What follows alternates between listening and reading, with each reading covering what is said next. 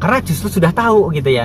Sebab utamanya itu kenapa asam lambungnya selalu naik dan sensasinya atau gejala sakitnya muncul lagi.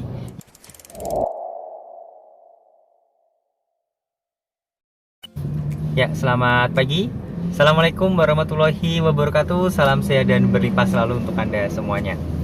Ya, pada kesempatan kali ini saya ingin sedikit share ya kepada teman-teman semuanya bahwa tadi beberapa waktu yang lalu ya, tadi pagi ya, sekitaran habis subuh ya, saya sempat scroll di beberapa grup asam lambung dan menemukan statement yang kurang lebih hampir sama ya, yaitu kenapa kalau mendengar berita buruk itu pasti gejala-gejala atau sensasi-sensasi yang selama ini dirasakan itu pasti muncul lagi ya.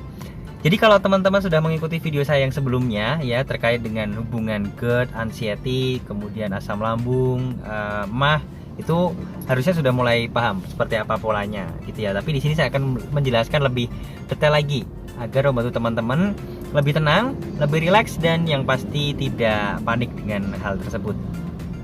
Bahwasanya apa yang ada di pikiran kita ya. Jadi kalau tadi mendengar berita buruk kan otomatis diolah di pikiran kita ini ya. Nah, apa yang ada di pikiran kita ini ya sebenarnya sangat erat sekali hubungannya dengan apa yang ada di pencernaan kita ya. Saya akan menjelaskan dengan bahasa yang mudah saja.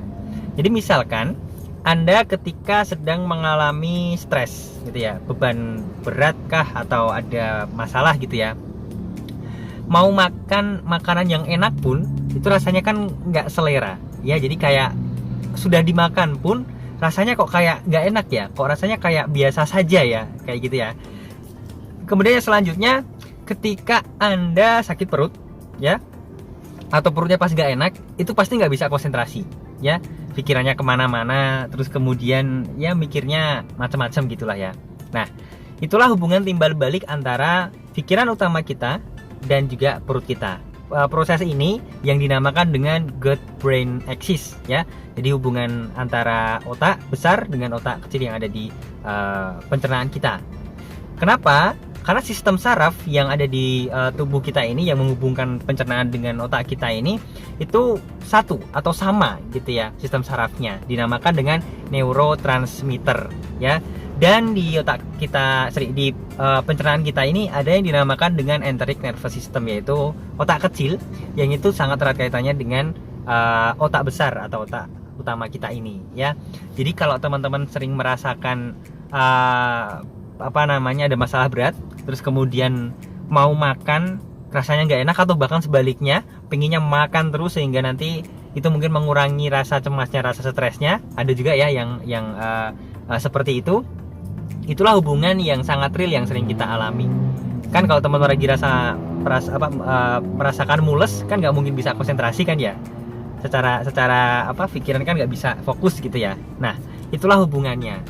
Maka sekali lagi, kalau memang berita buruk itu menjadi salah satu sebab asam lambungnya naik ya, maka kalau bisa diminimalisir dulu untuk melihat atau mengetahui hal yang seperti itu ya. Karena sekali lagi ya, kalau di metode shifting mindset yang sering saya sampaikan, di formula yang pertama itulah yang dinamakan dengan shifting brake, atau sesuatu yang datangnya dari luar ya, yang nanti akan mempengaruhi bagaimana cara kerja otak kita, mempengaruhi self talk atau apa yang sering kita ucapkan dalam hati, sehingga itu nanti menjadi sesuatu tindakan ataupun realita di kehidupan kita. Contoh bagi teman-teman yang sering mengalami hal seperti itu ya, kalau mikir berat, kalau nggak dengar berita yang buruk tadi kan akhirnya nggak mikir berat. Kalau nggak mikir berat akhirnya asam lambungnya nggak naik, kan polanya gitu ya. Jadi ya yang awal ini dulu yang harus di shifting dulu, harus di remove terlebih dahulu agar tidak mendengar, melihat berita buruk seperti itu.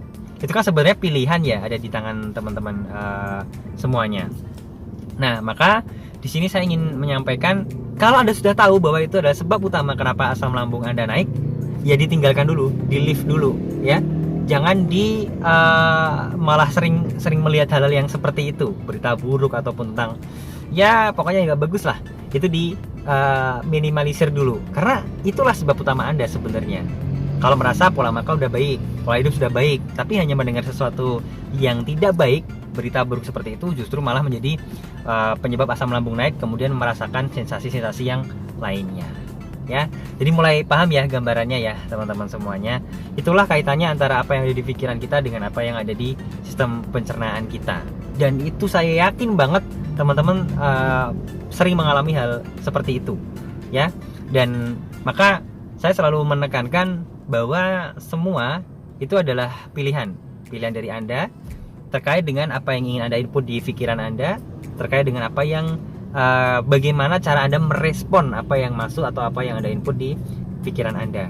Karena itu nanti ya akan jadi realita, akan jadi sebuah kebiasaan berpikir Anda.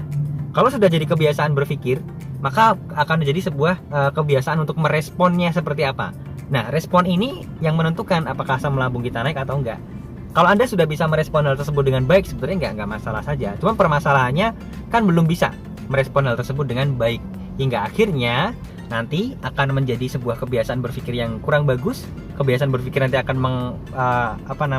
memberi output atau memberi hasil ya terhadap tindakan Anda, kebiasaan pola makan, kebiasaan pola hidup, dan yang pasti adalah terhadap kesehatan Anda. Ya, semoga video ini cukup membantu ya teman-teman, dan saya harap Anda sudah tidak panik lagi, sudah tidak bingung lagi, karena justru sudah tahu gitu ya sebab utamanya itu kenapa asam lambungnya selalu naik dan sensasinya atau gejala sakitnya muncul lagi. Yaitu aja yang dinetralin. Bagaimana caranya? Ikuti terus video dari SMID Solution. Saya akan berbagi tips bagaimana cara untuk mengelola hal tersebut ya. Mas, kan nggak mungkin ya saya tiba-tiba nggak lihat Facebook, saya tiba-tiba nggak melihat seperti itu kan, itu tiba-tiba muncul aja Mas di Facebook, saya baca, kemudian akhirnya ya saya memikirkannya, kemudian jadilah asam lambung saya naik.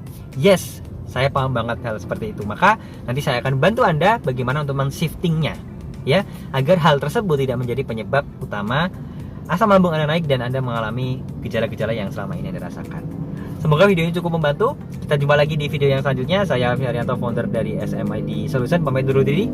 Wassalamualaikum warahmatullahi wabarakatuh. Salam sehat dan berlimpah selalu.